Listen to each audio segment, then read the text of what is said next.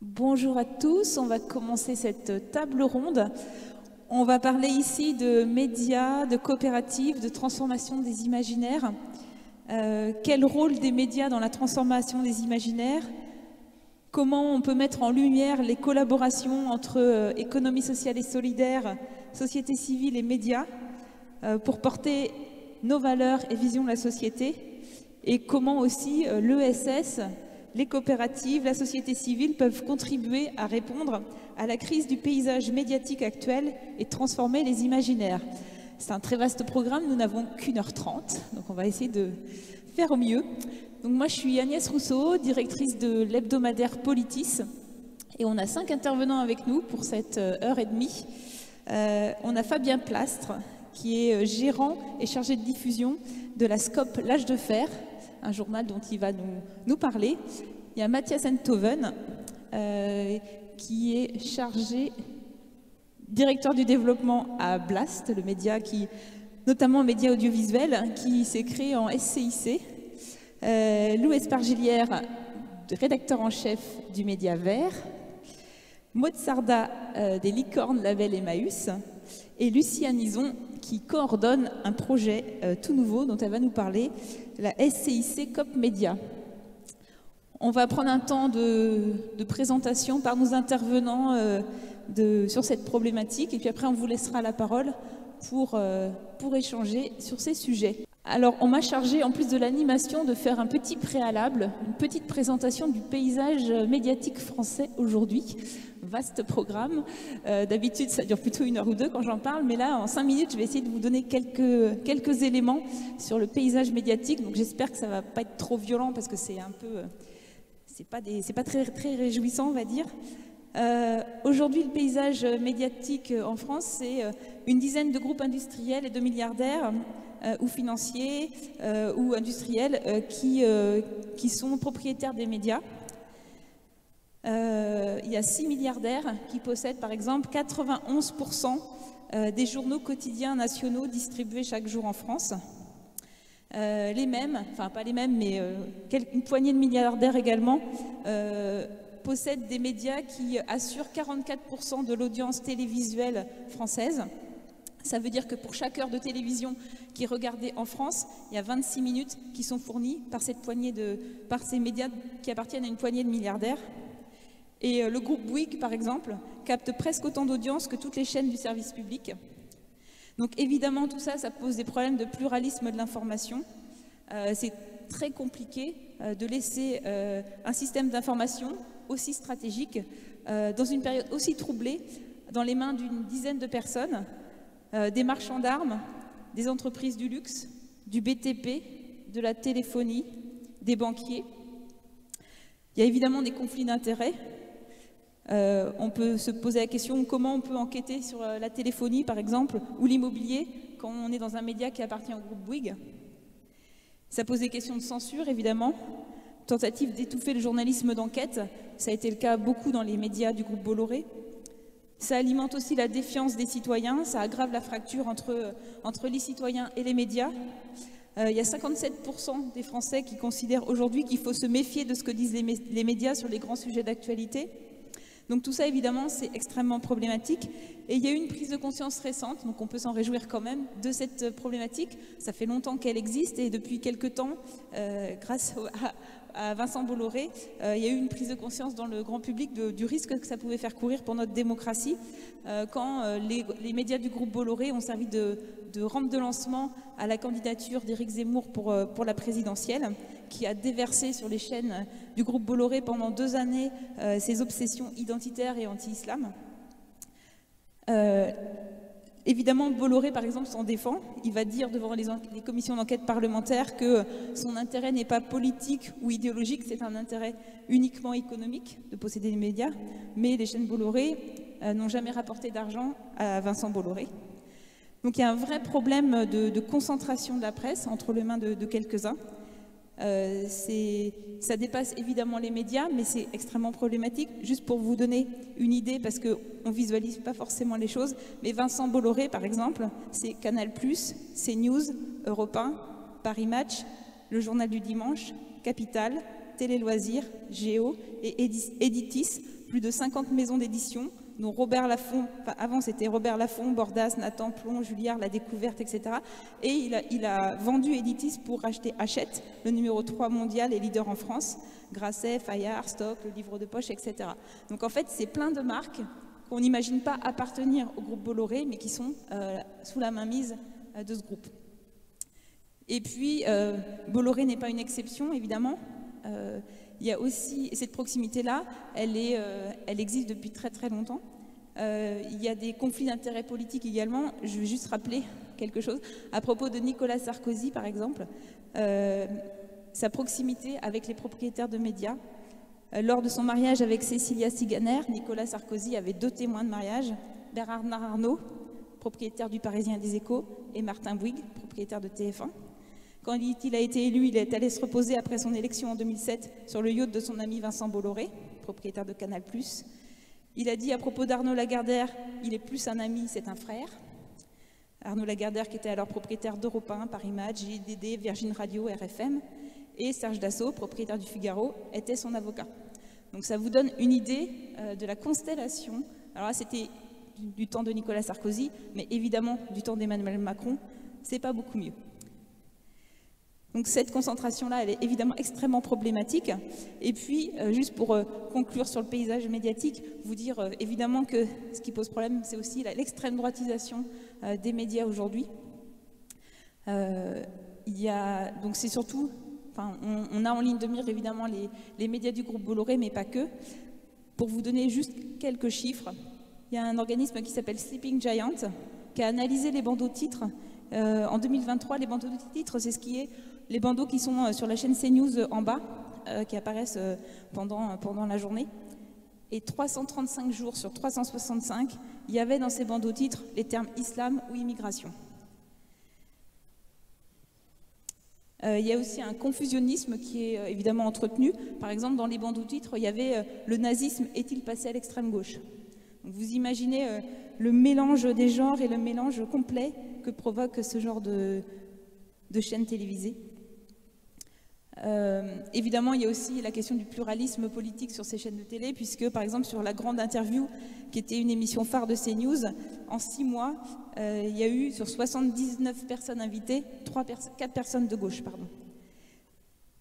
Donc tout ça, c'est la concentration des médias, c'est l'extrême droitisation des médias, et c'est aussi l'abrutissement par certaines chaînes de télé, par exemple.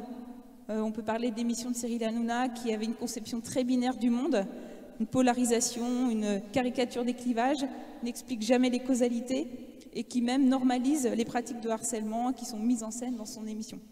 Donc tout ça, c'est aujourd'hui l'image du paysage médiatique français avec tous ses travers. Et puis, il y a un petit pôle de résistance, on va dire. Alors, il y a le service public de l'information qui résiste évidemment, et puis il y a le pôle des médias indépendants qui essaye de faire vivre une information différente. C'est pas facile toujours, et évidemment, il faut faire vivre les médias indépendants, mais il faut aussi se battre pour que les médias en France ne sombrent pas, ne tombent pas dans cette caricature que je viens de vous décrire, de médias qui sont sous la mainmise de propriétaires qui ont des intérêts divergents, qui ont des intérêts différents que de faire vivre la pluralité et que de faire vivre la démocratie aujourd'hui en France. Voilà, je suis désolée, c'est un peu brut et un peu rapide, mais je voulais vous donner quelques éléments sur le paysage médiatique français.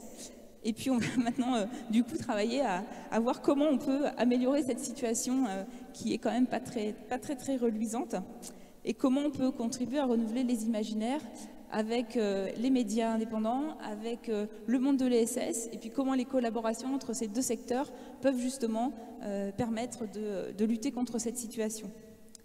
Alors je vais laisser tout de suite la parole à deux intervenants, Fabien et Mathias, qui vont nous décrire tous les deux pourquoi leur média a été créé ou s'est transformé en coopérative, en SCOP pour le cas de l'âge de fer et en SCIC pour le cas de Blast. Alors qu'est-ce qui a présidé à ce choix? Fabien, est-ce que tu peux nous dire pourquoi vous avez décidé de transformer l'âge de fer? Alors déjà, qu'est-ce que l'âge de fer et pourquoi vous avez décidé de le transformer d'association en SCOP?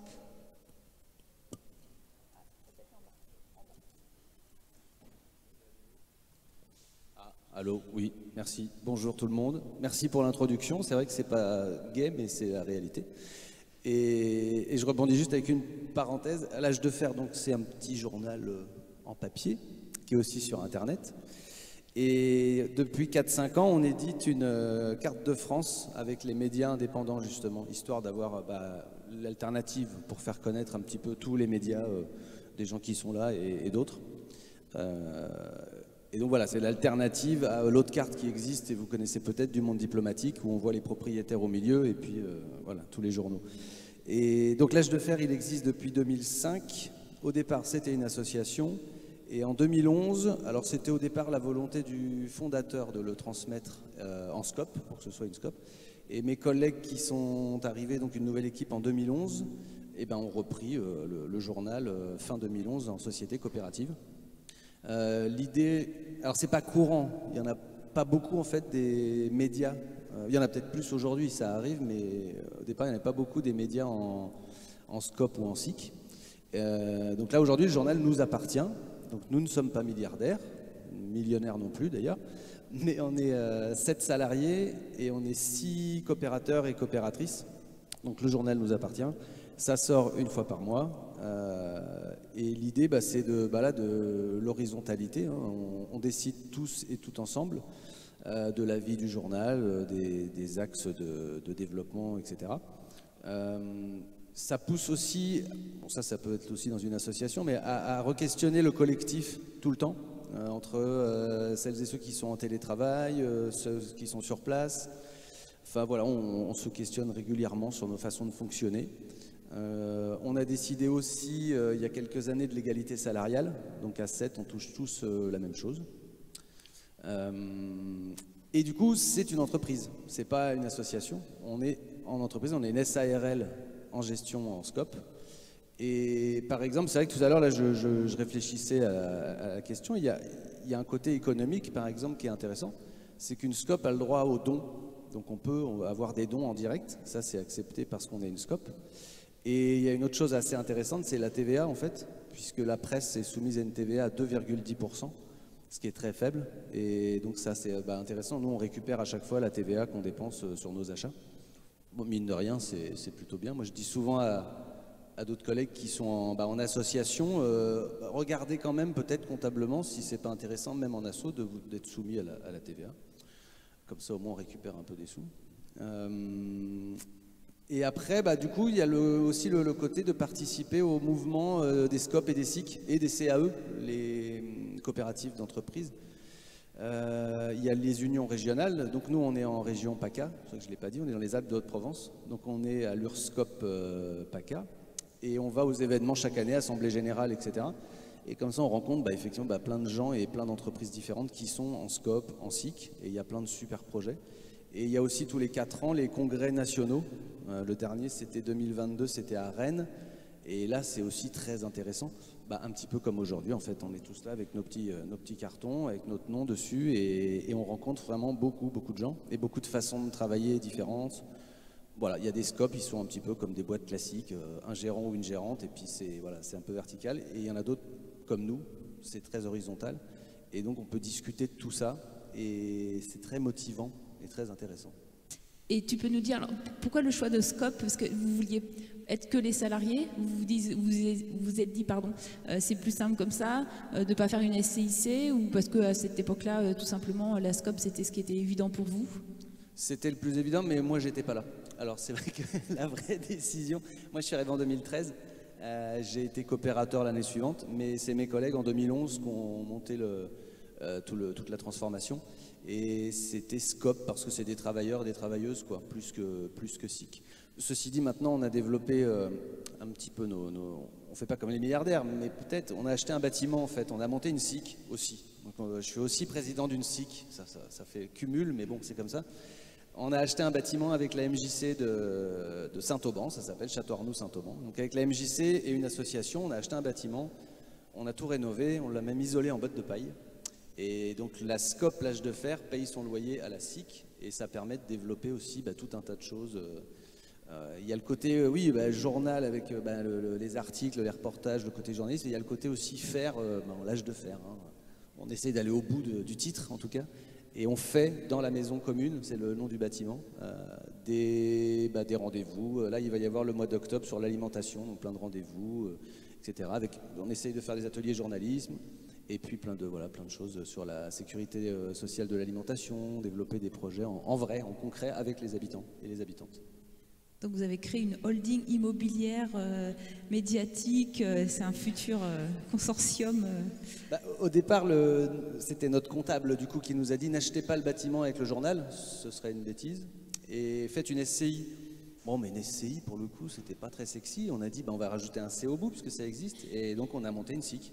Donc vous pouvez prendre des parts dans notre SIC, c'est 30 € la part, vous pouvez souscrire à des parts. Parce qu'il y a commencé à y avoir beaucoup de SIC et de SCOP, donc on peut aussi participer les uns les autres dans nos structures. Ok, merci beaucoup pour cette présentation. On va laisser Mathias nous présenter Blast, et puis pourquoi avoir choisi dès l'origine le statut de SCIC pour la création de Blast. Ouais, alors bonjour à toutes et tous. Donc en quelques mots aussi, Blast c'est un média plus proche de ma bouche. Ouais, pardon. Blast c'est un média en ligne audiovisuelle et avec un site aussi sur internet écrit, en accès libre. Donc ça c'est important à dire. C'est pas gratuit, mais c'est en accès libre parce qu'il y a des gens qui le financent tous les mois pour que tout le monde puisse y avoir accès. Vous m'entendez? Ouais. Ouais, ok, bon je vais le coller là, ok, très bien. Et donc voilà, on peut nous retrouver sur internet, blastirafo.fr, et sur YouTube, Blast, où on a maintenant 1 200 000 abonnés, je crois, sur YouTube. Et on a un peu plus de 27 000 abonnés qui nous financent tous les mois, et on a un peu plus de 2000 sociétaires qui ont pris une part ou plusieurs dans la SCIC de Blast. Dans le petit document qu'Agnès nous avait envoyé, il y avait comme question est-ce que ça renforce le projet éditorial? Et donc peut-être à la surprise générale, je vais vous dire que non, c'est pas l'idée de la SCIC pour nous. Le projet éditorial et l'édito, on va dire le journalisme, on voulait que ce soit quelque chose de sanctuarisé. Et donc que ça ne puisse pas dépendre de jeux de pouvoir au sein de la SCIC. La SCIC, c'est vraiment là pour la vie de l'entreprise en elle-même, parce que Blast est un média en SCIC, mais donc une entreprise. La SCIC fait qu'on n'est pas à la recherche de profit absolument, on ne peut pas vendre Blast, etc. Mais on essaye quand même de développer une entreprise qui permet de payer les salariés, etc. Donc il y a nécessité d'être rentable. Et donc voilà, donc pour revenir sur le pourquoi de la SCIC, c'est notamment pour un des points que tu as évoqué tout à l'heure Agnès, qui est le fait que il y a une défiance très forte des citoyens aujourd'hui dans le journalisme. Si je me mets hurler dans le micro, vous me dites, parce que je ne me rends pas compte du niveau sonore. Et en gros, cette défiance, un des moyens selon nous de la contourner, parce à l'époque quand on s'est lancé, personne ne savait ce qu'on allait faire, donc on ne pouvait pas dire notre travail parle pour nous. Donc on a voulu créer un climat de confiance, notamment en permettant aux gens de s'impliquer au sein de la SCIC. En le faisant, du coup, ils ont accès, ils peuvent élire des représentants, ils ont accès aux comptes, ils ont accès tous les ans à des AG où on leur parle de nos projets, de nos choix, où on se justifie, où on explique ce qu'on a fait, etc. Donc on était persuadés, et on a eu raison là-dessus, qu'en créant ce climat-là, effectivement, des gens allaient avoir envie de s'impliquer, de participer et aussi de financer Blast. Un des autres aspects qu'on a observé et qui nous a intéressés dans le fait de faire une SCIC, c'est le fait que souvent les gens ont on va dire une pratique passive des médias ou de consommateurs, quoi. Ils regardent et puis c'est tout. Dans le meilleur des cas, ils financent, mais bon voilà, ils payent et puis ils regardent et puis il n'y a pas d'autre chose. Donc là, on s'était dit, c'est intéressant de leur permettre d'aller à l'étape d'après, de passer de spectateur à acteur, entre guillemets, et de pouvoir s'impliquer s'ils le souhaitent. Alors à partir de 5 €, hein, c'est une part sociale à 5 € et ça vous permet d'être sociétaire de Blast.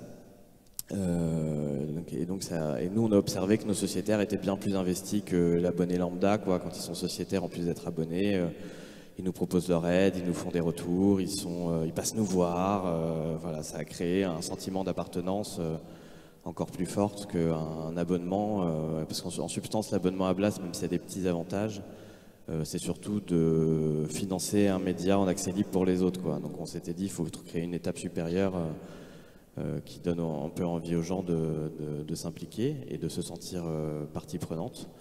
Et puis un dernier aspect que je trouvais intéressant pour la SCIC, c'était et que pareil on a pu observer, c'est que l'air de rien, on est en lien régulier avec des gens qui ne sont pas en interne, qui n'ont pas comme nous le nez dans le guidon, qui ont un regard un peu extérieur sur la situation.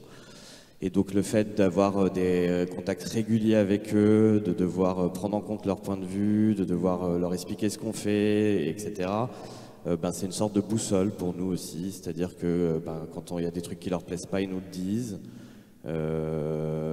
Et comme c'est des gens qui sont impliqués, leur avis est plus facilement entendable qu'un message sur Twitter qui est pas content, quoi. Et du coup, ce troisième aspect-là aussi, selon moi, est important. Voilà, c'est un projet collectif de base, mais il l'est encore plus parce qu'il y a des gens lambda qui s'impliquent, qui participent, qui ont pris part à la vie de l'entreprise Blast, entre guillemets. Voilà.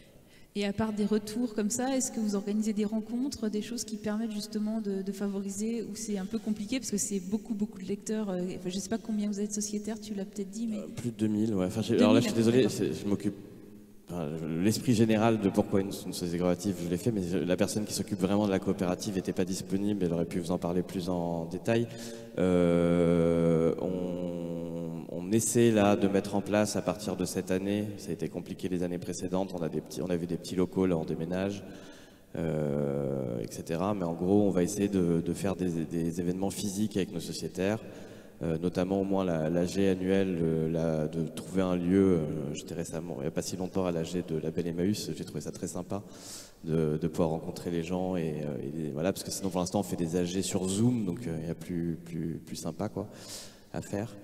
Et donc, pardon, la question était d'origine, est-ce qu'on organise des rencontres, etc. Donc on va le faire, on n'a que 3 ans, hein, donc on fait ce qu'on peut.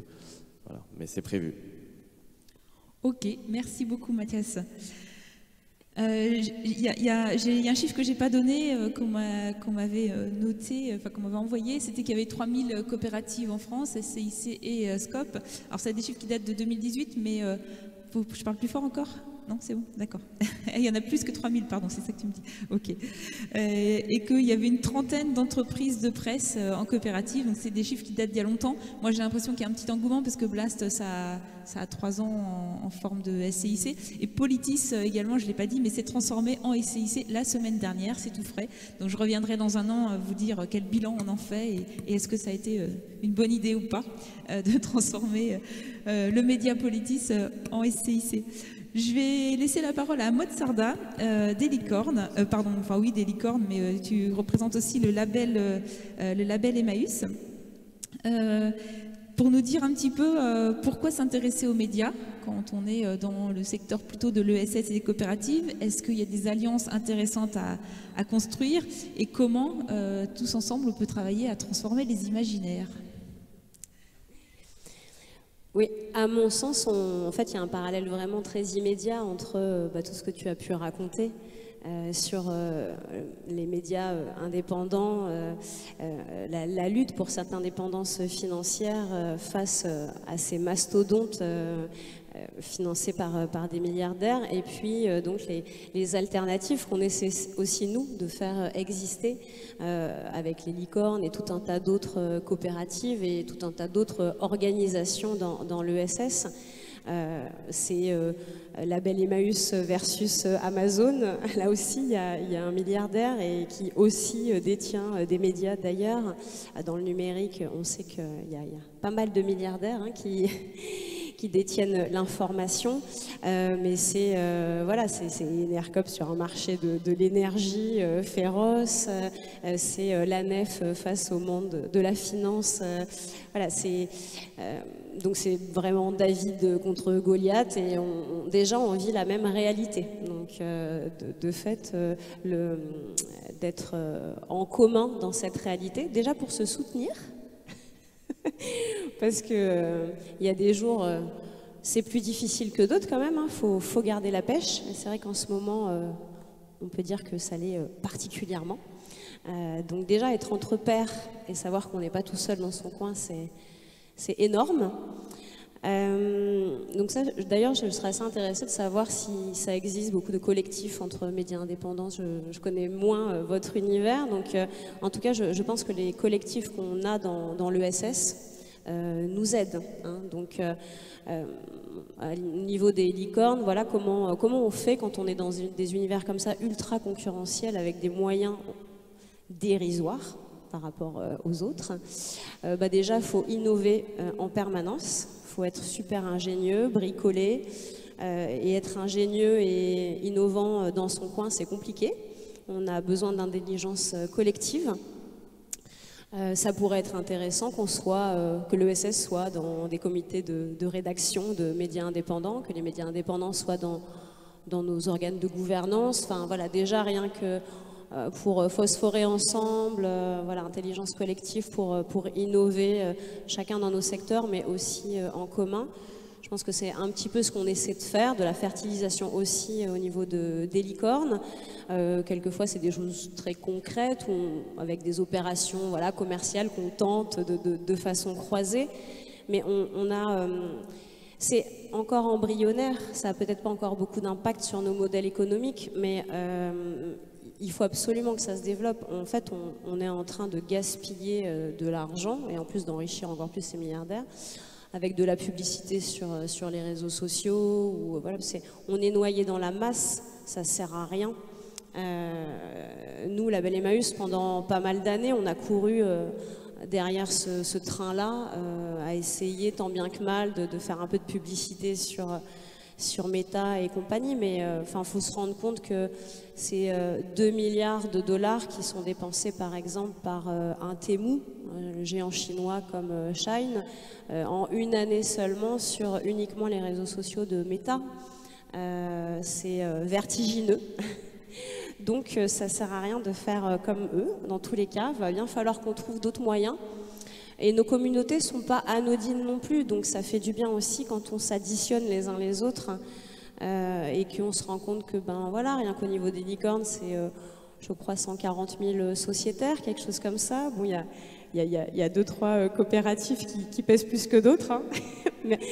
Et elles donnent un socle solide à tout le monde.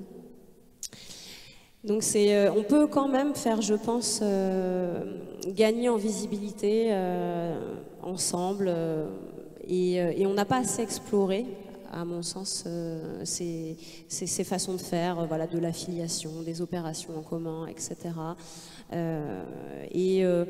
On est un petit peu trop dans de la déontologie aussi, en fait. On se tire parfois pas mal de balles dans le pied parce que, voilà, côté média, il ne faut pas parler de solutions commerciales ou côté entreprise, il ne faut pas forcément soutenir un média en particulier, etc. Et je pense qu'en face, ils ne se posent pas toutes ces questions-là. Et donc, allons-y franchement, se soutenir les uns les autres. Après, il y a d'autres échanges très intéressants aussi que je pense qu'on pourrait avoir sur le modèle économique, évidemment. L'ESS, ce sont des décennies de lutte pour l'indépendance financière. Tout le mouvement associatif, notamment sur se passer des subventions, hein, mais c'est aussi se passer le plus possible de mécénat privé pour être indépendant dans notre Emmaüs, par exemple, indépendant dans l'accueil des personnes, y compris sans papier. C'est la grande majorité des compagnons aujourd'hui dans les communautés Emmaüs. Donc pour ça, il a fallu trouver des modèles économiques. Et voilà, il faut qu'on soit tous indépendants, médias et structures de l'ESS. Ça, c'est un combat commun qu'on peut mener aussi. Et je terminerai peut-être juste par une chose qu'on peut apporter, l'ESS, en tout cas la dimension, on va dire, insertion, notamment par l'activité économique ou toute l'action sociale. Aux médias indépendants, voilà, c'est de la diversité, c'est de l'inclusion, c'est réussir à construire des organisations médiatiques qui soient à l'image de la France et pour réussir à lui parler à toute cette France aussi. Voilà, je pense que cette culture de l'insertion, de l'inclusion qu'il y a dans l'ESS peut peut-être être bénéfique aux médias indépendants. Et inversement, il y a une fraîcheur, une modernité dans la tonalité dans les médias indépendants et qui peut faire beaucoup de bien à l'ESS pour sortir du sigle barbare et voilà, qu'on arrive à être sexy aussi, comme vous avez réussi, je trouve, à l'être. Bravo pour ça. Merci. Et c'est vrai que nous, les médias, on a un secteur un petit peu émergent aussi. Les médias indépendants, on a beaucoup à apprendre de tout ce que vous avez, vous, collecté depuis quelques décennies, de fonctionnement démocratique, de travail collaboratif, qui sont importants pour nos médias et qui, dans nos jeunes entreprises, ne sont pas toujours des choses évidentes à mettre en place. Je pense qu'on a aussi beaucoup à apprendre de vous, du secteur coopératif. Merci beaucoup en tout cas. Et ben, on va laisser la parole à Lou, désolée, Lou. Lou, tu vas nous expliquer ce que c'est que le média vert et puis en quoi tu as l'impression que le travail qu'on fait dans nos médias indépendants peut contribuer à transformer les imaginaires, avoir un impact dans la société, contribuer à diffuser un peu toutes les valeurs qui sont aussi les valeurs de l'ESS. Et à rendre tout ça beaucoup plus sexy, j'ai bien noté, c'est un terme qu'on emploie. Est-ce qu'il y en a dans la salle qui ne connaissent pas Vert ? Ok, il y en a quelques-uns, donc je vais vous expliquer. Alors, Vert, en quelques mots, c'est un média indépendant qui est né il y a bientôt 5 ans maintenant, qui est financé en écrasante majorité par les dons de particuliers, par des donateurs récurrents. Tous nos contenus sont en accès libre et gratuit, et ce qu'on fait essentiellement, c'est une newsletter quotidienne et hebdo. Donc c'est vraiment un petit journal qui se lit en quelques minutes par jour et qui permet de brasser très large dans tous les sujets autour de l'écologie, et avec des formats courts, simples, et qui permettent à des gens pas experts ou des gens qui n'ont pas le temps de s'informer tous les jours sur ces sujets. On a aussi un site web où on fait des formats un peu plus longs, des entretiens, des enquêtes, des reportages. Et on a aussi, et peut-être surtout aujourd'hui, et pour ce qui nous intéresse, on a des comptes sur les réseaux sociaux, et notamment sur Instagram, qui sont très suivis, où on teste beaucoup d'autres formats, des trucs beaucoup plus viraux, on joue plus sur l'humour, on fait des choses qui, il y a toujours de l'information, ça reste du journalisme, mais on teste des choses beaucoup plus rigolotes et beaucoup plus grand public, et ça nous permet de toucher des gens qui ne lisent pas la presse indépendante en ligne, des longs articles sur l'écologie. Et en ça, on considère que justement, on a vraiment ce besoin d'aller sur des terrains qui, pour l'instant, sont quand même largement délaissés par la presse indépendante. Donc, on est un média indépendant, je l'ai dit, c'est hyper important pour nous, mais on est un média qui collabore beaucoup avec des médias qui eux-mêmes ne sont pas forcément toujours très indépendants. On considère que les médias qui ne sont pas nos adversaires sont des alliés potentiels, et une des jambes de notre modèle économique, c'est de former des journalistes professionnels de grands médias pour leur permettre de traiter mieux tous les sujets, mais avec le filtre des crises écologiques. Donc on a formé des journalistes du Parisien, de BFM. Alors je ne sais pas si vous avez remarqué que l'information a changé du tout au tout depuis qu'on est intervenu, mais voilà, ça fait partie des choses qu'on fait. On a formé des journalistes de RFI, de France 24 et j'en passe. On fait beaucoup de chroniques aussi, on fait des chroniques avec Combini ou avec France Inter. Et donc en fait, on va dans des espaces, les espaces qu'on nous laisse en fait, qui sont ouverts à nous aujourd'hui, pour essayer justement d'avoir un impact sur des médias qui ont une audience sans commune mesure avec la nôtre. Et on pense vraiment que c'est cette logique de coopération qui permettra à nos points de vue, à nos informations, d'irriguer beaucoup plus largement. Et voilà, c'est hyper important pour nous cette logique de coopération. Donc ce qu'on essaye de faire, c'est vraiment l'information sur l'écologie, je pense que vous le savez, c'est des informations très compliquées et désespérantes. Et nous, on essaye de faire l'inverse, on essaye de rendre ça simple et cool, simple et funky, ou simple et sexy, comme vous le voulez. Justement parce que il faut que ce qu'il y a dans les rapports du GIEC, qui sont absolument illisibles pour le commun des mortels, d'ailleurs je pense que les gens qui ont lu en entier le rapport du GIEC, il y a à peu près seulement Valérie Masson-Delmotte sur Terre qui a fait ça, et ben en fait il faut que ces informations-là vitales pour qu'on fasse des bons choix en tant que citoyen, elles passent tous les filtres, elles deviennent compréhensibles et digestes pour des gens qui ne sont pas experts, des gens qui n'ont pas le temps, des gens qui peut-être ont peur, des gens qui ont d'autres choses à faire que, a priori dans leur tête, que de s'informer là-dessus. Et donc, par exemple, on a résumé, alors désolé, je pense qu'il y a des scientifiques du GIEC qui ont fait un AVC, mais on a résumé le rapport du GIEC dans un petit post en 10 slides sur Instagram. On a aussi fait une vidéo sur Combini où je rappelle les points essentiels en 3 minutes. On pourrait dire qu'on laisse passer beaucoup trop d'informations, mais en fait, on arrive à s'insérer dans la machine, dans la mécanique infernale de l'information en continu sur les réseaux sociaux, et on essaye d'apporter un tout petit peu de complexité, de nuances et des informations qui nous paraissent essentielles là-dedans.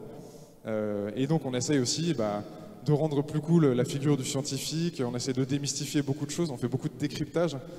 Et là, par exemple, ce matin, j'avais le climatologue Christophe Cassou au téléphone, que vous connaissez peut-être, qu'on a beaucoup vu parce qu'il a collaboré au dernier rapport du GIEC.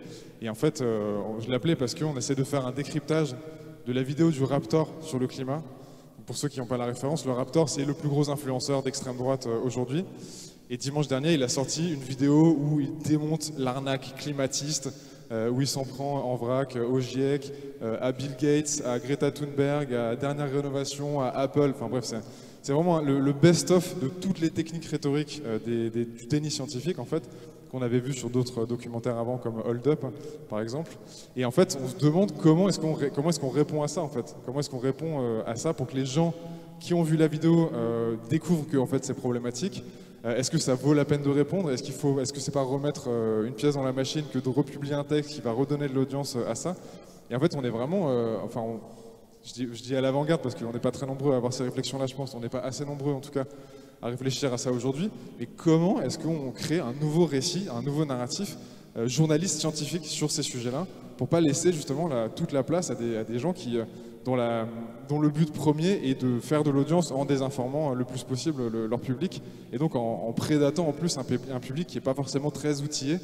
Et le Raptor, pour ceux qui ne savent pas, il vend du coaching pour devenir plus musclé, et il vend des compléments alimentaires. Et il explique que voilà, tout ce qui ressemble à de la gauche, c'est odieux, le wokisme c'est infernal, on traite plus bien les hommes, ils n'ont plus leur place dans la société. Donc voilà pourquoi en fait c'est hyper important de créer des nouveaux imaginaires, de rendre ça plus sexy, et en trouvant la ligne de crête entre ce qui est juste et ce qui est factuel et ce qui est notre travail de journaliste, et ce qui en même temps peut être une nouvelle forme de narration qui justement utilise plus les codes d'un public plus jeune et moins habitué à lire l'information en ligne, quoi. Merci beaucoup Lou. Donc on a bien compris, je pense en écoutant nos intervenants, que des collaborations et des coopérations sont bienvenues. On va évidemment tous dans le même sens sur un projet de société avec des valeurs partagées. Il y a sans doute à apprendre les uns des autres, il y a sans doute à créer des coopérations un peu plus serrées qu'aujourd'hui. C'est vrai que nos médias, quand ils se créent en SCIC par exemple, je pense que c'est le cas de Blast, mais c'est le cas de Politis, on a très envie que des entreprises de l'économie sociale et solidaire deviennent sociétaires de nos entreprises, participent de la vie de nos médias pour renforcer les liens entre nos structures. Je pense que Lou, tu as aussi beaucoup de collaborations comme là je veux faire avec toute la société organisée, les associations, le secteur de l'ESS, les syndicats. Donc tout ça, c'est des liens à renforcer. On va parler maintenant de comment on peut encore renforcer ces liens davantage que dans des coopérations bilatérales ou multilatérales. Il y a beaucoup d'initiatives qui se sont créées ces dernières années qui visaient notamment à faire que les médias se croisent davantage, que se renforce l'écosystème de la presse indépendante. Il y a le SPIL par exemple qui s'est créé, qui est le syndicat de la presse indépendante qui rejoint plus de 300 médias indépendants. Il y a la Maison des médias libres, c'est un projet qui a été validé de créer une maison à Paris, un bâtiment de 4000 m² qui verra le jour dans le quartier de Barbès. On travaille dessus, on est quelques-uns ici à être partie prenante de ce projet-là pour créer un espace de travail pour les médias indépendants à Paris, mais aussi un espace de rencontre entre les médias et de rencontre avec les citoyens pour échanger justement, pour renforcer tous ces liens et toute cette effervescence. Il y a le Fonds pour une presse libre qui s'est créé aussi à l'initiative de Mediapart, qui est un fonds de dotation qui vise à collecter des fonds pour financer et soutenir les médias indépendants en France. Il y a Un bout des médias, pareil, qui s'est créé, dont l'objectif est de faire du plaidoyer et du soutien aux médias indépendants.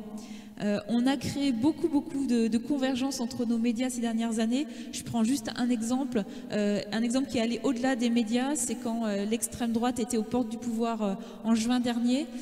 On s'est mobilisé, une grande partie de nos médias indépendants, plusieurs dizaines de médias indépendants, et on s'est dit il faut faire quelque chose. Alors évidemment on était tous mobilisés sur le front rédactionnel, sur le front éditorial, pour produire du contenu, pour justement contre l'extrême droite, pour essayer de renouveler les imaginaires. On s'est dit qu'on voulait faire aussi des événements, donc on a organisé 2 événements Place de la République à Paris qui ont mobilisé entre 30 000 et 60 000 personnes sur la place de la République, et beaucoup de gens qui nous ont suivis, plusieurs centaines de milliers qui nous ont suivis en direct, en vidéo. Donc c'était à l'initiative des médias indépendants avec l'intersyndicale, avec les organisations de défense des droits, avec les mouvements citoyens, avec quelques représentants du mouvement coopératif. Et cette convergence, elle s'est faite de manière très très rapide, puisqu'en quelques jours, on a pris cette décision de faire ça. Et on s'est rendu compte à ce moment-là qu'on était capable de tisser des liens de manière très évidente et très rapide, travailler de manière efficace, parce que finalement, on avait les mêmes méthodes de travail pour converger avec plus d'une centaine d'organisations pour se rassembler. Et c'était quelque chose de très ponctuel, mais on a envie de donner des suites à ce travail en commun. Et donc, à la Fête de l'Humanité, ce week-end, il y aura une nouvelle prise de parole de ce qu'on a appelé le Front démocratique. Donc, toutes ces organisations, médias, syndicats, associations, coopératives, qui veulent porter une parole commune sur la question de l'extrême droite. Et puis, on a invité un peu toutes ces parties prenantes à continuer à travailler ensemble, à discuter, à voir comment on pouvait justement se renforcer, mutualiser des choses pour renforcer notre bataille sur cette question. Un autre projet du coup qui a émergé il y a quelques mois, on peut dire peut-être un petit peu plus longtemps dans les esprits, mais que va nous présenter Lucie, ça s'appelle COP Média, et donc c'est un projet de coopération très forte entre les médias indépendants et le secteur de l'économie sociale et solidaire et des associations. Donc tu vas nous présenter ce projet. Merci. Tout à fait. Merci Agnès. Oui, du coup, COP Média, c'est un tout nouveau projet qu'on lance en ce moment puisque les statuts ont été acceptés au greffe du tribunal de commerce la semaine dernière. Donc voilà, on est super content d'avoir une existence juridique. Et donc c'est un projet qu'on a essayé de monter vraiment au croisement de ces écosystèmes, l'économie sociale et solidaire et les médias indépendants. Du coup, je pense qu'il y a pas mal de redites dans le pitch que j'avais préparé par rapport à tout ce que vous avez dit, mais je trouve que c'est vraiment intéressant parce que pour moi, voilà, la raison de ce projet-là, en fait, elle a été dite juste avant moi, c'est comment est-ce qu'on crée des ponts entre cet écosystème de l'économie sociale et solidaire qui a des façons de faire, des façons de penser, qui peuvent être utiles au monde des médias indépendants, qui peuvent répondre à certains de vos enjeux, et comment est-ce que les médias indépendants peuvent aussi permettre de faire vivre l'économie sociale et solidaire, faire même revivre l'économie sociale et solidaire. Mais je vais quand même faire mon pitch, même si vous avez déjà dit plein de trucs. Donc, COP Média, c'est né, comme pas mal de vous se doutent, de l'idée au départ de Julien Noé, je pense, comme tous les mots en COP. On est né de plusieurs constats. Vous en avez déjà parlé, mais rapidement, déjà négatif, et Samo t'en a un peu parlé, la difficulté à faire entendre les voix des solutions alternatives citoyennes qu'on représente pour beaucoup dans la salle aujourd'hui, dans des médias classiques où on a vraiment une économie capitaliste libérale qui est surreprésentée et très peu challengée au quotidien. Deuxième constat, l'opacité de l'écosystème des médias. Nous, en coopérative, c'est un sujet qui est très important. Enfin, moi, je travaille aussi chez Enercop et l'opacité du système énergétique, ça a été au départ du projet Enercop. Cet écosystème, il est concentré entre quelques mains, tu l'as dit tout à l'heure. Il y a vraiment une mainmise d'un petit nombre de personnes sur une grande partie des médias et qui oriente la ligne éditoriale au quotidien de ces médias. Et ça résulte en un éloignement très fort, une perte de confiance entre les citoyens et leurs médias. Et le troisième constat, c'est les difficultés croissantes rencontrées par les médias pour exercer leur rôle de contre-pouvoir, qui est un rôle essentiel aujourd'hui pour une démocratie saine.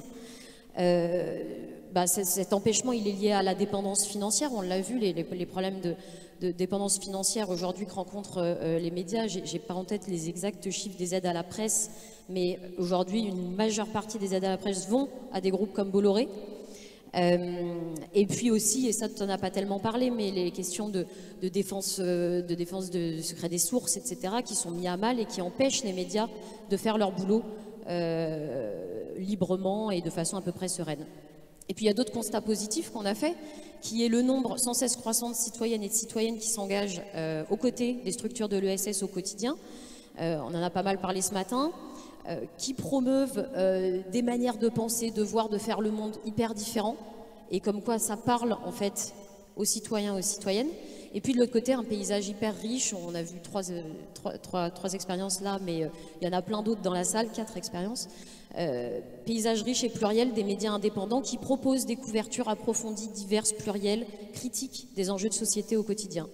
Et du coup, on s'est dit, bon, comment est-ce qu'on essaye de faire le pont entre tout ça ? Il y a un peu moins d'1 an, avec Romain, on a commencé à aller rencontrer des médias indépendants. Au début, les médias qu'on connaissait, ils nous disaient tous « Ah ben c'est super, il faut absolument que vous rencontriez un tel », et de fil en aiguille, on a fini par réunir un petit collectif de personnes, donc issus de l'économie sociale et solidaire, des médias indépendants, et on s'est dit il faut vraiment qu'on... Alors au départ c'était pour gagner la bataille culturelle en vue des législatives de 2027, du coup bon...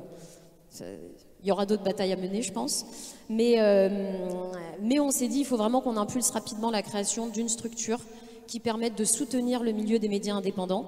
Et puis, on a choisi parce que c'est notre ADN, mais parce que c'est un véhicule juridique hyper puissant, le véhicule de la Société anonyme coopérative d'intérêt collectif, qui nous permet, et c'est un des premiers trucs auxquels on va s'atteler, de lever des fonds massivement en capital auprès de personnes morales et physiques, tout en les associant à la gouvernance du projet.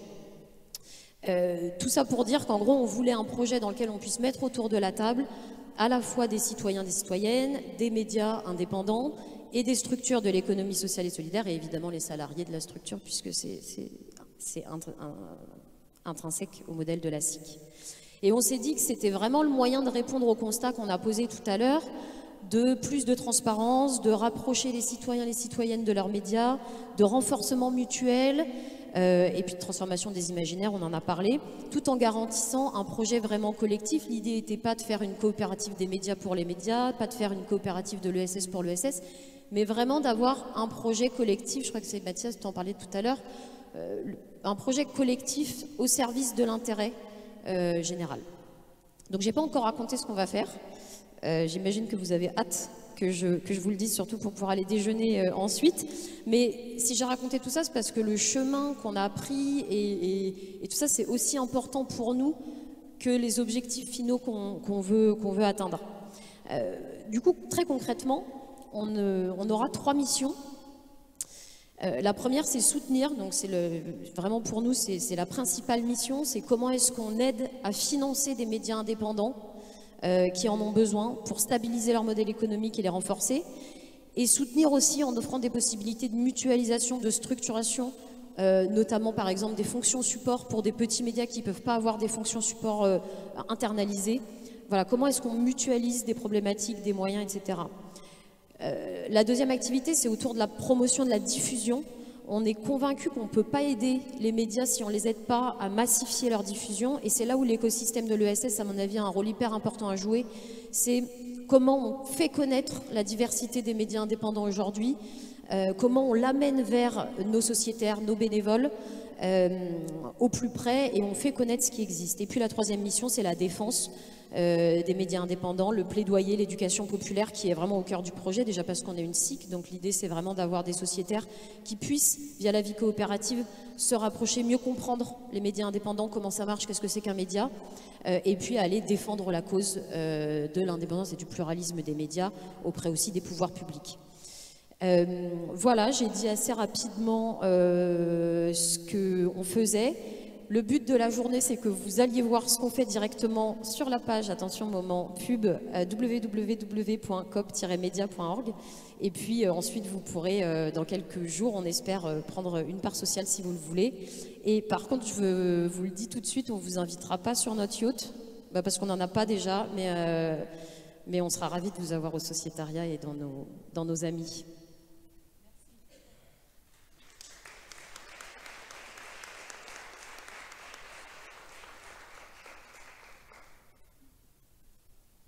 Merci Lucie. Peut-être tu peux nous dire juste un petit mot de la gouvernance de Coop Média, comment ça se passe justement, quelle implication des médias, des différentes parties prenantes?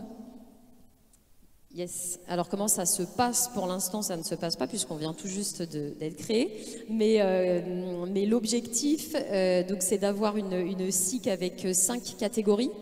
Donc 5 catégories de sociétaires, donc autour de la table des médias indépendants, évidemment les salariés de la SIC, les fondateurs, une catégorie de fondateurs, une catégorie de écosystème, économie sociale et solidaire et écosystème, disons, médiatique autre que médias, et puis une catégorie de soutien. Et l'idée, c'est d'avoir un conseil d'administration qui représente chacune de ces catégories à part égale.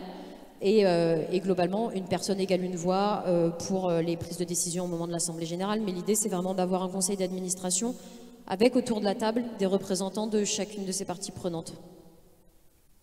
Ok, merci beaucoup. Eh bien, on tient les délais, c'est miraculeux. Et donc, on va commencer avec vous des échanges, si vous voulez, s'il y a des questions, des précisions. Alors, je vois plein de mains qui se lèvent. Il y a un micro qui va circuler. Il y a quelqu'un qui est juste là, qui va faire circuler le micro. Formidable. Merci de vous présenter avant de poser votre question, s'il vous plaît.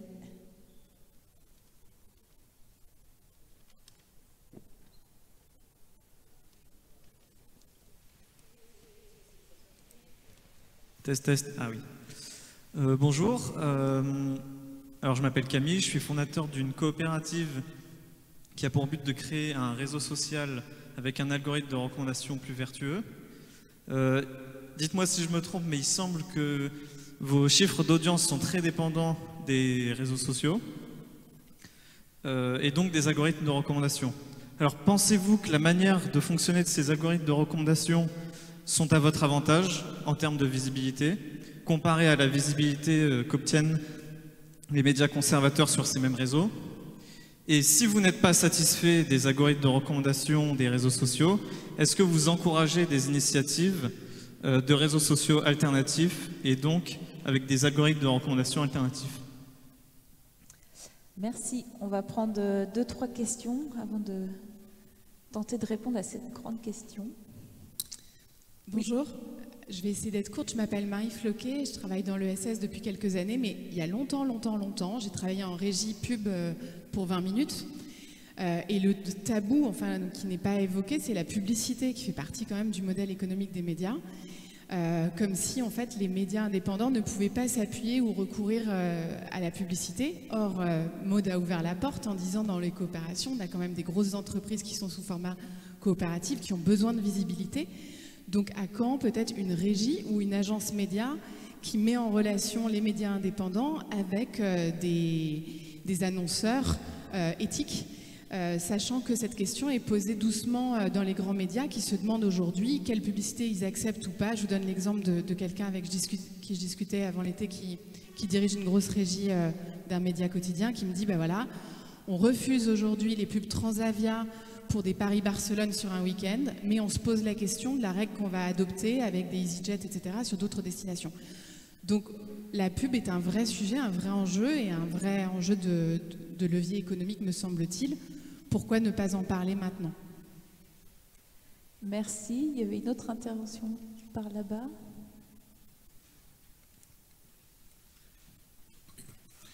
Oui, je voulais remettre une petite couche sur Bolloré. Petit détail quand même très récent, Villa Montmorency, où vivent Sarkozy, Bolloré, Lagardère, a eu lieu une rencontre entre Ciotti et Marine Le Pen au domicile de Bolloré, qui a conduit à ce que vous savez. Je rigole pas parce que je suis dans une circonscription où j'ai un député comme celui-là. Au niveau culturel, vous savez que Canal+ fait partie du groupe Vivendi, possédé par Bolloré, et qu'il y a un chantage qui se fait sur les acteurs de la culture, puisque Canal+ est le financeur du cinéma, le premier, et de certaines structures culturelles en France. Il y a un énorme danger. Le dernier danger sur lequel je veux attirer votre attention, c'est que Bolloré avance caché par un certain nombre de sociétés, notamment dans des banques d'affaires franco-suisses, et qu'il est en train de faire du greenwashing par rapport à vos associations. Et je ne sais pas si tout le monde a les outils pour détecter que les milieux d'extrême droite et les milieux catholiques intégristes, cet écosystème, passe aussi par ce système, par les associations, pour y rentrer par des biais de fonds de dotation et de fondations, de manière à petit essayer de redorer son image, et puis on peut penser aussi contrôler un certain nombre de choses. Politis, je tiens à votre disposition, hein, si tu veux, parce que j'ai un certain nombre d'éléments à vous donner. Je suis abonné et je félicite pour la qualité de la revue. Merci. Peut-être il n'y a pas d'autres questions. S'il y a une dernière question, et puis après on va...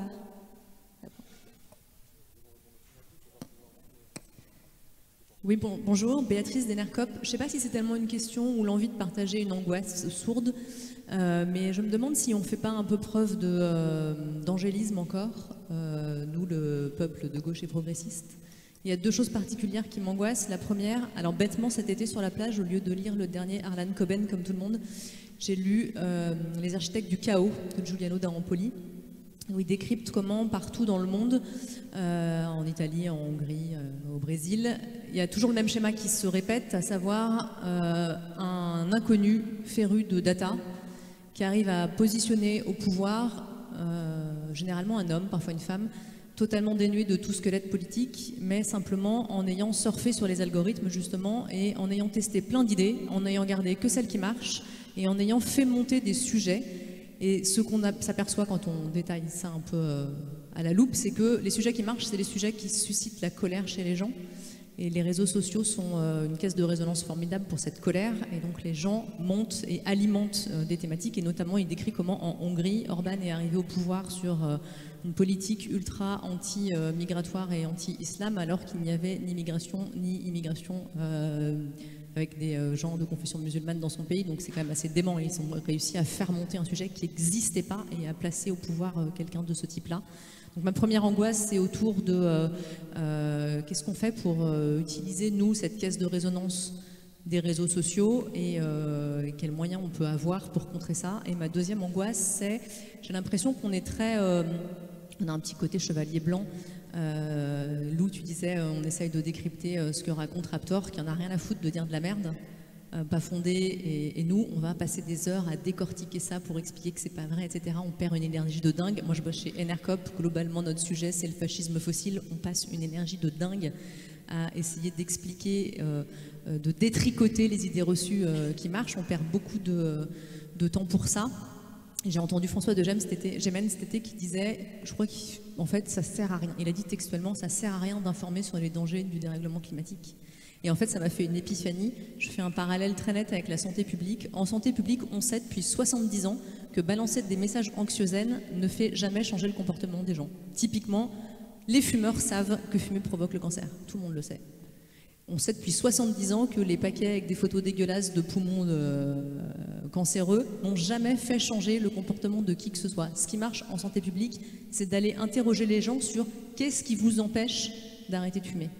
Et donc, quand est-ce que nous, on va se mettre à arrêter d'être dans la pureté de la pensée, et c'est très satisfaisant intellectuellement, mais est-ce que ça marche? Et est-ce qu'il ne faudrait pas qu'on s'attaque un peu plus à aller chercher les gens sur qu'est-ce qui vous empêche de changer, de modifier vos comportements, d'arrêter de prendre l'avion pour aller à Barcelone pour 45 balles avec EasyJet, de manger moins de viande, etc. etc. Merci. On va peut-être prendre un petit moment de réponse parce qu'il y a déjà beaucoup de... Tu voulais intervenir directement? Ouais, on va tout oublier. J'ai pris des notes. Je vais vous les rappeler au fur et à mesure, vous inquiétez pas. Lou, tu voulais intervenir? Bon, déjà, merci pour ces questions qui sont, en plus d'être passionnantes, qui sont d'une profondeur abyssale, donc ça va être un peu frustrant de répondre comme ça rapidement. Sur la question des algorithmes, alors très clairement, les algorithmes des plateformes sont absolument en défaveur des médias indépendants, et d'ailleurs des médias en fait. Facebook, il y a quelques années, a décidé qu'ils n'allaient plus mettre en avant les publications des médias. Le trafic a été divisé par 10 du jour au lendemain. Depuis qu'Elon Musk a racheté Twitter et l'a désossé, les tweets des climato-sceptiques ont dépassé les tweets des comptes pro-climat. Il y a une étude du CNRS là-dessus. Donc la plateforme est aujourd'hui faite par construction pour désavantager la parole pro-climat des scientifiques ou des militants. Et après, sur Instagram ou TikTok, on voit bien que c'est les contenus les plus spectaculaires, les plus fun, les plus viraux, les plus courts, les plus rapides qui sont mis en avant. Et pour autant, pour moi, ça ne veut pas dire qu'il ne faut pas y aller. Ça veut dire qu'il faut être capable de parler un peu cette langue-là et de laisser un peu de sa pureté, de la noblesse peut-être de l'idée qu'on se faisait d'une information sur Internet. Et nous, en fait, on a arrêté d'essayer de faire rentrer au chausse-pied des articles longs et chiants sur Instagram parce qu'il faut que les gens aient la bonne information et tout. En fait, on met des contenus qu'on adapte complètement pour être sûr que l'information arrive et justement qu'on essaie de surfer sur les algorithmes plutôt que de ramer à contre-courant. Par contre, tout est fait dans les plateformes aujourd'hui pour ne pas rediriger vers d'autres sources, vers votre site par exemple. Et donc les liens cliquables sont de plus en plus petits, où on voit plus que c'est des liens, où il y a tout un tas de mécaniques qui sont faites pour que vous restiez sur la plateforme et que nous, les médias, on travaille gratuitement pour ces plateformes-là. Et donc tout l'enjeu, c'est le jeu du chat et la souris, trouver comment continuer à monétiser, à gérer du trafic par ailleurs, pour pas bosser pour rien et juste pour avoir des likes et des followers, quoi. Ça, c'est un premier truc sur les algos. Et oui, et donc un des remèdes à ça, c'est la newsletter. La newsletter, il n'y a pas d'algo en fait. Si les gens sont abonnés, ils la reçoivent. Le taux d'ouverture est systématiquement le même. On est propriétaire de toute la base d'abonnés. Mais par contre, si un jour Gmail décide que en fait, votre truc ça ressemble à une pub et ça dégage dans les spams, et ben, vous perdez la moitié de votre trafic. Donc même la newsletter ne protège pas. Et le seul truc qui protège, c'est le papier. Mais ça marche de moins en moins bien, ça coûte de plus en plus cher. Voilà, donc ça fait partie des 50 défis qu'on a aujourd'hui dans la presse indépendante. Je pense que ça n'a jamais été aussi compliqué de lancer un média et de lui donner de l'audience qu'aujourd'hui. Et il faut être beaucoup plus malin et jouer sur... faut être un peu en avance, quoi. Il faut sentir les tendances beaucoup plus. Et sur la publicité, mais en fait c'est une grosse question, je pense qu'on se pose tous, c'est la pureté, quoi. En fait, jusqu'où on est 100%, 1000%, 10 000% indépendant. Et moi, je discute avec des gens pour qui un média indépendant, ça peut pas être une société. S'il y a de la pub, c'est impossible d'être indépendant s'il y a de la pub. Ça doit être que les dons de particuliers. C'est aberrant. Dans ce cas-là, il y a 5 médias qui sont indépendants en France et ça n'a aucun sens. Et après, c'est être indépendant pourquoi? Si on est 100% indépendant, mais qu'on n'a pas d'argent pour enquêter sur les choses dont on est indépendant, en fait, c'est super, on est indépendant, on parle à personne et on a 3 infos dans notre journal. Donc, moi, je trouve ça assez malin. D'ailleurs, voilà, même Mediapart, hein, ils sont indépendants. Ils sont lancés avec une giga levée de fonds, ils ont été recapitalisés plusieurs fois, ils ont eu des gros capitalistes à leur capital, mais ça tout le monde a oublié. Et aujourd'hui on fait comme si il fallait commencer comme Mediapart à la fin sous son modèle actuel. C'est une question qui est fondamentale parce qu'on a tellement construit collectivement ce récit de la pureté que s'en défaire aujourd'hui et réussir à expliquer au public qu'on peut avoir de la pub, peut-être, on n'a pas de pub à faire, en plus je vous le dis, on n'a pas de pub. Justement, pour ces raisons-là.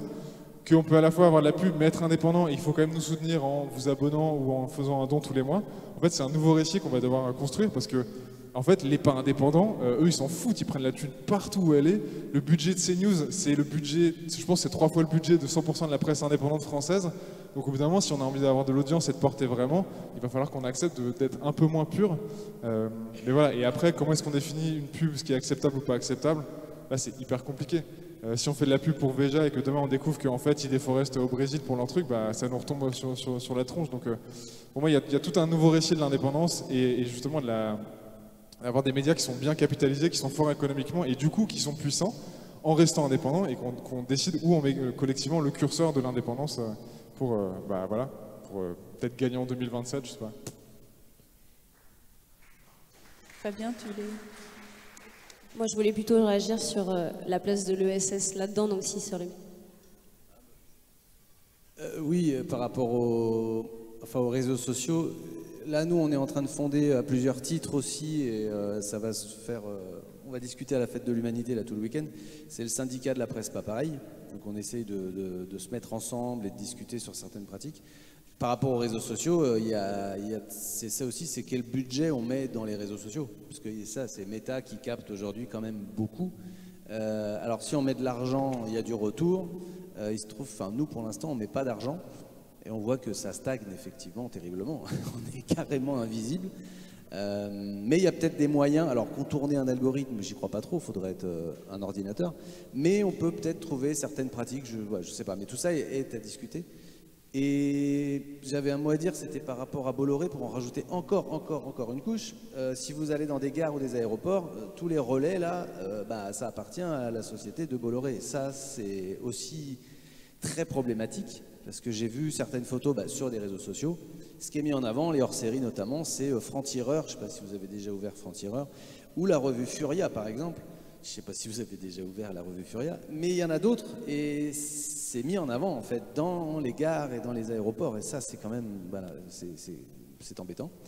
Et dernière chose peut-être sur les Chevaliers Blancs où je ne sais plus trop comment c'était tourné, mais là on dit les médias, mais en fait, alors Politis, Vert, L'Âge de Fer, Blast, certes nous sommes des médias, mais on est vraiment différents et je trouve très complémentaires. Et donc on a des façons différentes de raconter des choses, des publics différents, et on a tout intérêt effectivement à continuer de discuter le plus souvent possible. peut-être, moi je pense aussi se relayer les uns les autres sur les réseaux sociaux, pas forcément s'occuper que de ses propres comptes, mais de relayer aussi les copains, si on peut appeler ça comme ça, ou les autres médias, pour essayer, oui, de faire audience, quoi. Mais en tout cas, voilà, s'il n'y a pas un média indépendant, il y a des médias indépendants, entre le papier, le web, la télé, le traiter l'actu chaude ou pas, nous on n'y est pas. Bah, voilà, et je trouve cette complémentarité, elle est géniale, et il faut la faire connaître. En tout cas, et les imaginaires, j'aime beaucoup le mot et tout, mais ils sont déjà là en fait, ils sont dans nos médias, ils sont dans des articles qui des fois donnent juste envie. Ah mais ça c'est bien. Je vois un dernier exemple par exemple, mais l'âge de fer, il y a des gens qui m'ont déjà dit, mais j'ai trouvé tous mes boulots, les 2-3 derniers boulots que j'ai trouvés, c'est en lisant le journal parce que ça donne des idées. Il y en a qui ont acheté leur maison parce que c'était une petite annonce. Enfin, alors c'est pas forcément de l'imaginaire, mais c'est chouette ça. Et il faut voilà, qu'on se relaie et qu'on travaille cette complémentarité.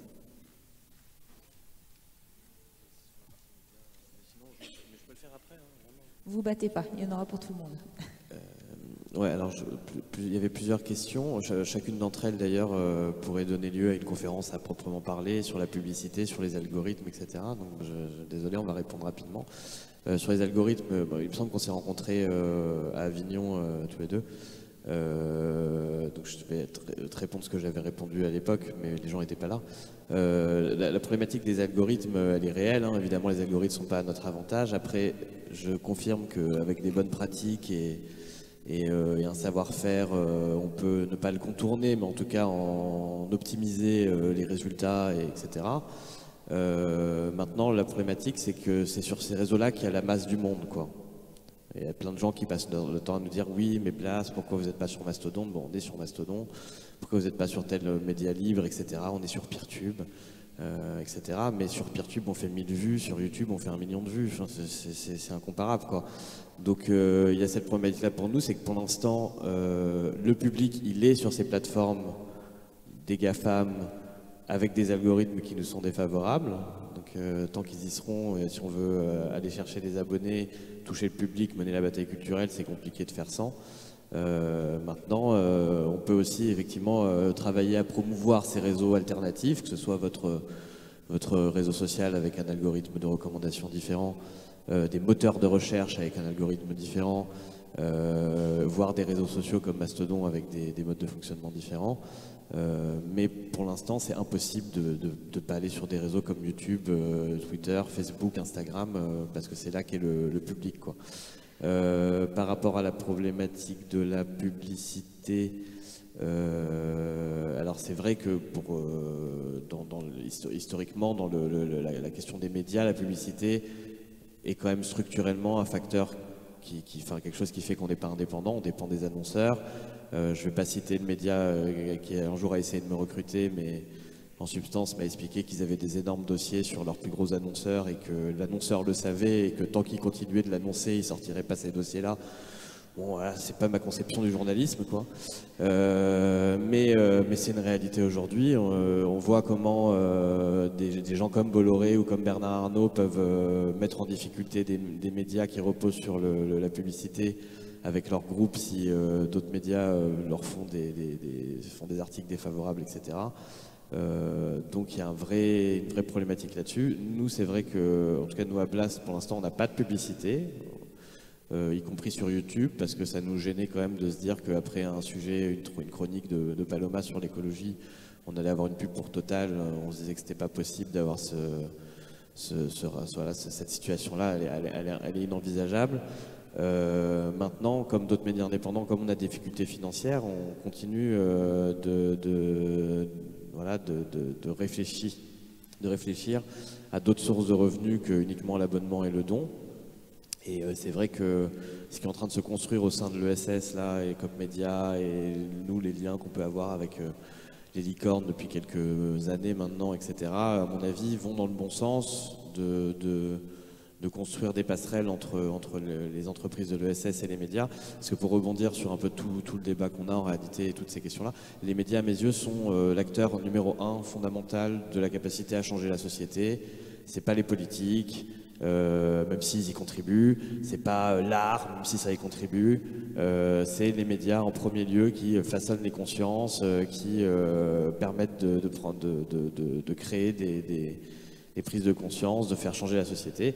Et donc l'économie sociale et solidaire a à mes yeux tout intérêt à aider les médias indépendants qui défendent une vision du monde commune avec eux, à exister, à se développer, et parce qu'en fait c'est un cercle vertueux qui va exister, qui passe pas que par la publicité, qui passe par, enfin, au sens mercantile, qui passe par la publicité au sens faire connaître, et puis qui pourrait passer aussi par une sorte de régie publicitaire éthique, effectivement. Et puis il se trouve que si par hasard une des entreprises qui annonce fait des bêtises, et la responsabilité des gens qui acceptaient l'annonce, c'est d'arrêter, quoi. Comme on a pu observer par exemple avec Sleeping Giant qui chasse les annonceurs d'extrême droite dans des entreprises et qui les pousse à arrêter d'annoncer. Voilà. Et puis pour le côté chevalier blanc, le problème c'est qu'on est dans une société où on est très vite jugé, cloué au pilori, même quand on essaye de bien faire. Et donc il y a ces réflexes-là. De se dire on va être plus royaliste que le roi, plus pur que la pureté, parce que on a quand même des enjeux tous d'image importants. Les gens, ils vont pas dans ce qu'ils ont à faire avec leur argent, ils ont plein de tentations, plein de trucs. Donc si ils décident de donner de l'argent à un média, etc., c'est souvent un sacrifice, et donc c'est sûr qu'à la moindre petite histoire, ça peut remettre en cause leur engagement. Donc c'est bien parce que ça nous pousse à être vertueux. Mais parfois, je pense que pour des questions comme la publicité, c'est dommage parce qu'on se ferme des opportunités sur des questions de principe, alors que je pense qu'on peut effectivement faire une régie éthique et pas annoncer des entreprises problématiques et quand même réussir à dégager un écosystème vertueux. Merci. Maud, quelques réactions? Oui, alors peut-être sur l'ESS, moi j'avais envie de souligner notre responsabilité à s'emparer de la visibilité, de la communication.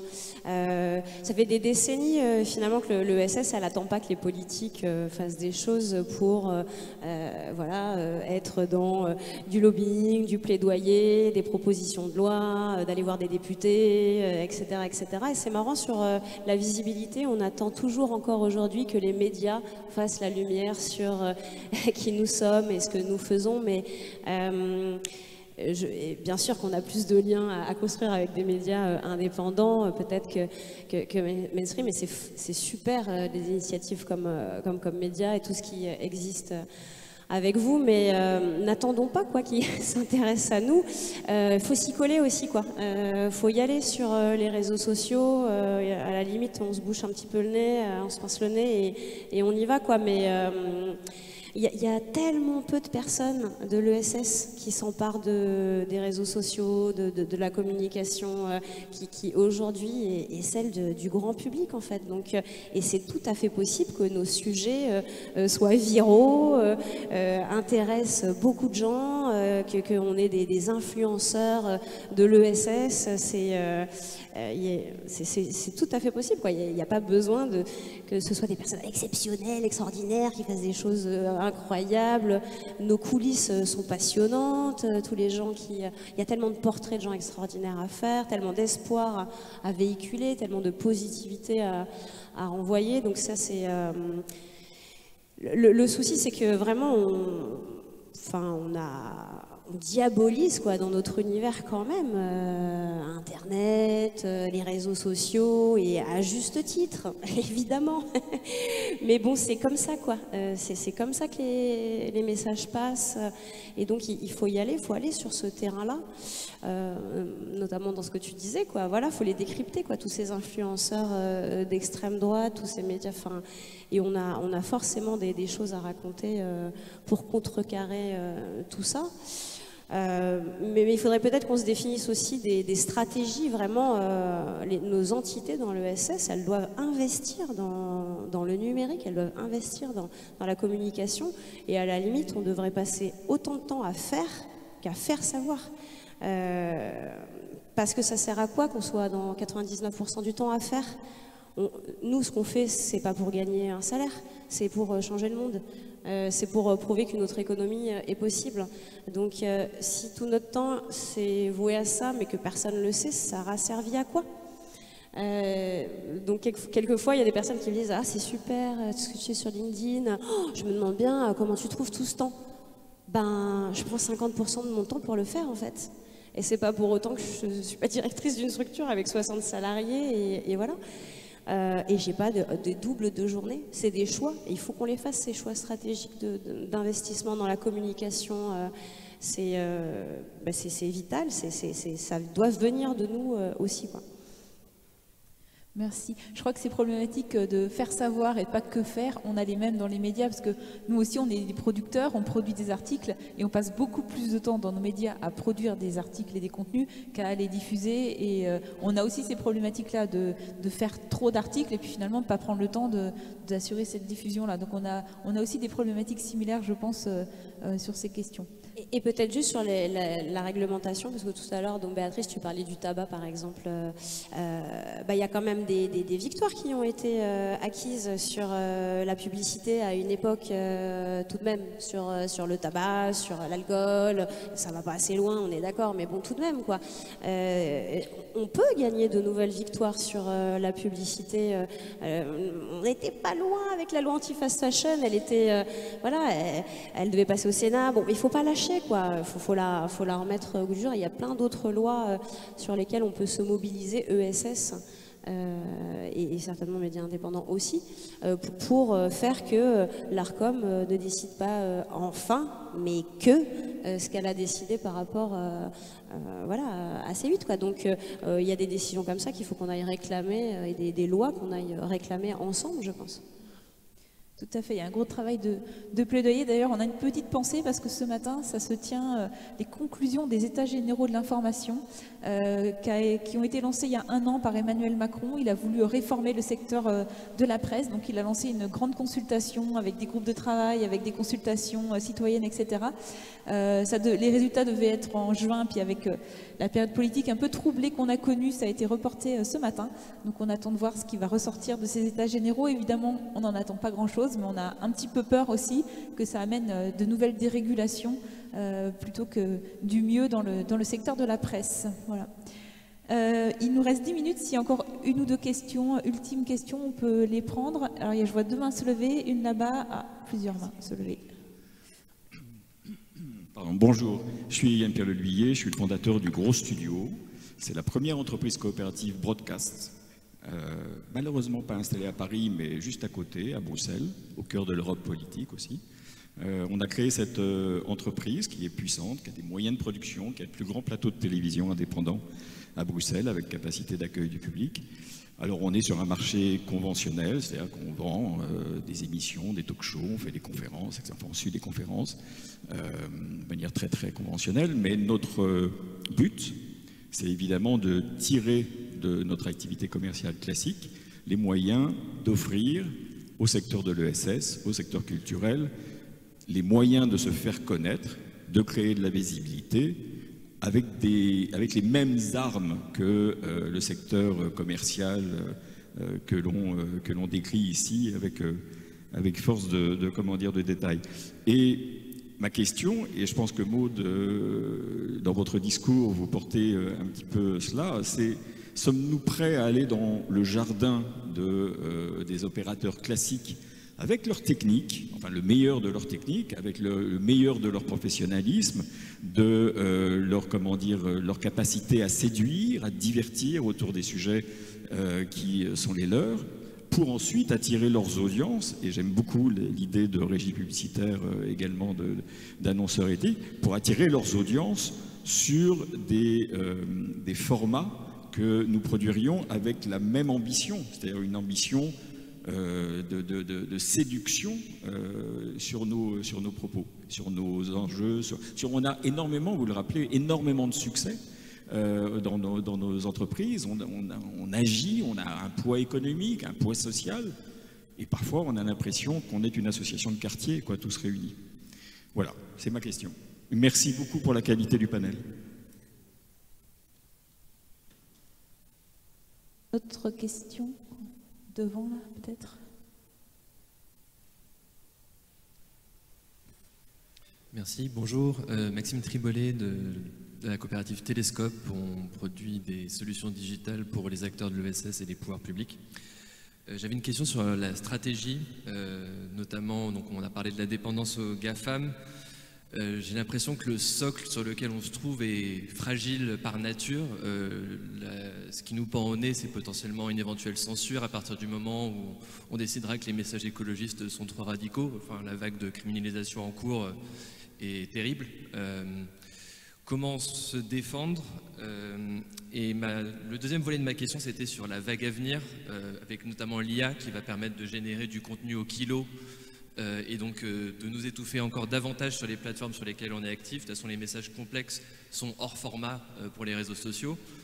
Est-ce que c'était des pistes sur lesquelles vous avez des réflexions? Et enfin, le dernier point, c'était est-ce qu'il n'y a pas aussi un gap générationnel pour les médias indépendants? Est-ce que vous arrivez à toucher des publics plus âgés, par exemple? C'est une question que je me posais. Ça dépend lesquels. Alors, une dernière question peut-être. Il y a plusieurs mains levées, alors je ne sais pas. Est-ce qu'il y a une femme qui a envie de parler? Ce serait bien. Je ne vois pas de femme. Bonjour, je lis des journaux, mais j'ai une question. Qu'est-ce qu'il faut faire? Quels sont les critères pour être aux licornes pour les médias? Et quels sont les critères pour ne plus être aux licornes? On n'a pas entendu, pardon. Quels sont les médias pour faire partie de licorne pour les médias? Et quels sont les critères pour ne plus y être? Dans les médias indépendants? Licorne. Licorne, pardon. Pour faire partie, je sais pas, pour être accepté chez...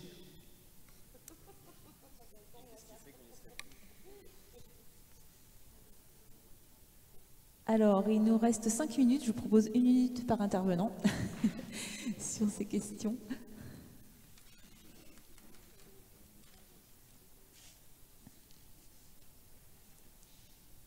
Non.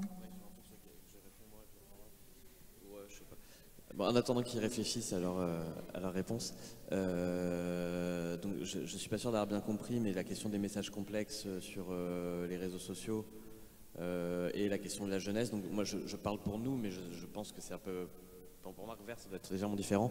Nous, on n'a aucun mal à toucher un public plutôt âgé.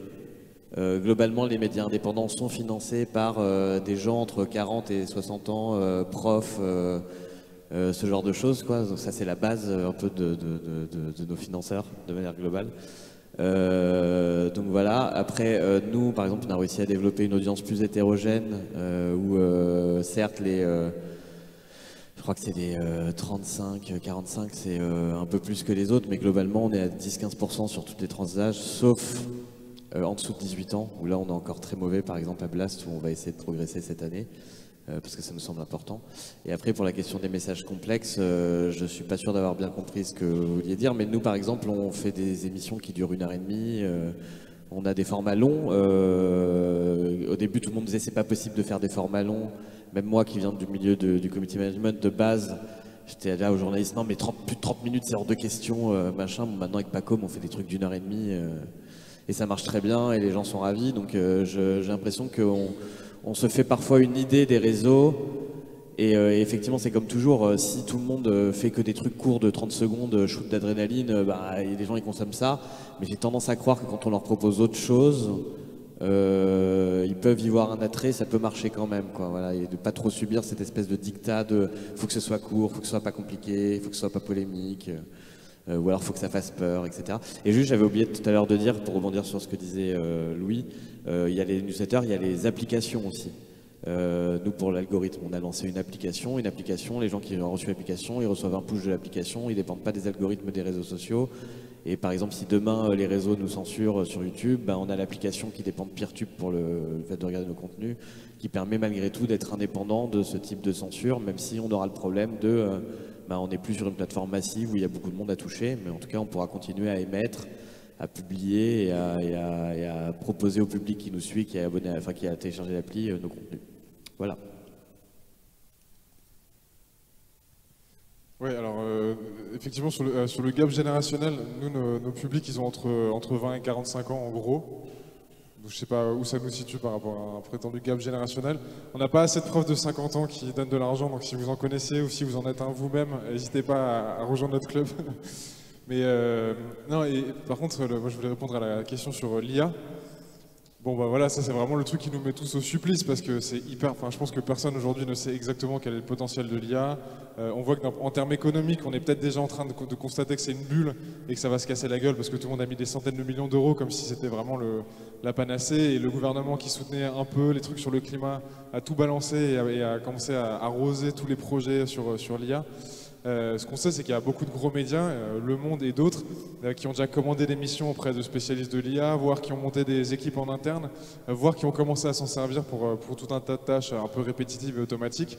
Ce qui est certain, c'est qu'à moyen terme, les journalistes qui faisaient un travail de ce qu'on appelle le bâtonnage, c'est-à-dire on prend une dépêche de l'AFP, on rajoute 2-3 trucs pour que ça passe comme si c'est nous qui l'avions écrit et on met ça en ligne sur le site, ça n'a aucune valeur ajoutée que ce soit un humain qui le fasse. Enfin, ça n'a aucune valeur ajoutée pour un gros média capitaliste que ce soit un humain qui le fasse. Et le fait de passer par l'IA et de l'automatiser, ça va faire gagner du temps, qui va permettre de se faire repérer plus vite par l'algo de Google et donc d'arriver plus vite sur Google News.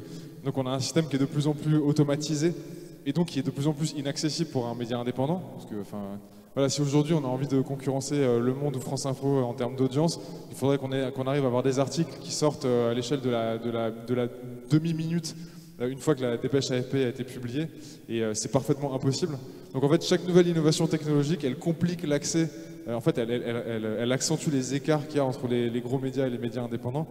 Et nous, tu vois, on a vraiment envie de faire un média, on aimerait bien avoir un tampon, tu vois, média garanti sans IA, mais est-ce que c'est pertinent? Et là, pareil, j'ai pas la réponse, comme pour la publicité. Est-ce que c'est pertinent de faire ça? Est-ce qu'on ferait pas mieux de l'utiliser peut-être pour faire de la recherche? C'est hyper efficace pour faire de la recherche sur des énormes bases de données. En fait, tu vois, même les scientifiques du climat, ils s'en servent aujourd'hui. Ils ont des relevés avec des centaines, voire des milliers de pages. Et ben en fait, s'ils avaient mis un doctorant ou un alternant là-dessus, ça aurait pris des semaines. Mais en fait, grâce à l'IA, ils peuvent avoir des résultats hyper rapides. Donc ça peut leur permettre de faire du meilleur taf. Et en fait, pour ce que tu as gagné sur le meilleur taf de médias indépendants ou de scientifiques experts, qu'est-ce que tu perds sur des gros qui juste se servent de l'IA pour vendre plus de produits? Chine, on sait qu'ils se servent de l'IA pour fabriquer des vêtements qui vont répondre à la tendance de la journée ou de la semaine et pouvoir les lancer hyper rapidement sur le marché. Donc en fait, l'IA, elle va lubrifier le capitalisme, elle va accélérer tout ce qui était déjà très rapide, et elle risque de creuser un fossé avec les médias indépendants qui n'ont pas le temps, pas le savoir-faire, pas la préoccupation ou pas les moyens pour se lancer dans l'IA. Et voilà, donc c'est vraiment une question hyper compliquée parce que, y compris d'un point de vue philosophique, est-ce que j'ai envie que mon journalisme soit en partie fait par un robot dont je comprends absolument rien puisque on ne sait pas comment ChatGPT, l'algo n'est pas ouvert, quoi. Voilà, vous avez 2 heures. Je ne sais pas si les autres voulaient un mot de conclusion, rapidement. Non, mais peut-être juste répondre pour les licornes. Hein. Si j'ai bien entendu la question, c'était les critères d'adhésion, c'est ça? Aux licornes, d'accord. Le site, les licornes peuvent donner pas mal d'informations, je pense. Sinon, ce que je disais un petit peu en introduction, on est plutôt une grande majorité de SIC, en tout cas, on est toutes des coopératives de multisociétariat, donc ça c'est un principe de base. Ensuite, il y a cette échelle nationale dans nos actions. Et puis, donc, cet intérêt général, transition environnementale et sociale au cœur des projets. Bon, voilà, ça c'est pour un peu l'ADN des structures, donc il faut avoir cet ADN-là. Et ensuite, eh bien, prendre contact avec les licornes. Voilà, il y a un dossier qui est possible à remplir. Après, on n'est pas dans une dynamique d'expansion féroce. Voilà, on essaie de construire aussi des choses solides ensemble et donc de s'élargir tranquillement pour réussir ce défi un peu de la coopération entre nous. Fabien, un petit mot? Un petit truc un peu démago, mais par rapport à l'IA, mais je crois que je suis d'accord, il y a beaucoup de flancs aussi et de rêveries de la part de pas mal de capitalistes là-dessus, mais je préfère l'intelligence collective, quoi. Enfin voilà, lycée, faudrait plus que, si on doit parler d'imaginaire, parlons d'IC plutôt que d'IA, quoi. C'est chiant, l'IA. Yes, moi je ne vais pas parler d'IA puisque pour le coup c'est vraiment pas mon sujet, mais peut-être le mot de la fin, c'est si vous voulez voir le lancement officiel de COP Média, ce sera le 9 octobre ici, au même endroit, avec les mêmes kakémonos. Et puis plus vite, si jamais vous êtes à la fête de l'UMA, on aura un stand au village des médias indépendants avec la plupart des gens qui sont sur l'estrade. Merci beaucoup. Merci à tous nos intervenants. Alors, je pense que la conclusion qu'on peut faire, c'est qu'on partage beaucoup de choses, je crois, tous ensemble. Et vous avez sans doute compris, on le répète souvent, mais que nos médias indépendants sont fragiles et qu'on a besoin de moyens pour vivre. Et que c'est vrai que le secteur capitaliste fait vivre ces médias, l'extrême droite fait vivre ces médias. Peut-être que ce qu'on peut appeler le camp de l'émancipation a besoin de faire vivre aussi ces médias, de se donner les moyens de construire un secteur médiatique fort pour construire de nouveaux récits. Et on a besoin de changer d'échelle parce qu'on est vraiment encore trop petit par rapport à tous les enjeux. Donc construire des nouveaux récits, mais aussi comment on arrive à les imposer dans l'agenda médiatique. Et s'il y avait un seul message, peut-être, évidemment, c'est des collaborations réciproques, mais c'est aussi de dire qu'on invite les acteurs de l'ESS à venir en masse investir dans nos médias indépendants qui ont bien besoin de votre soutien. Donc faites comme Bolloré, investissez dans la presse indépendante. Merci.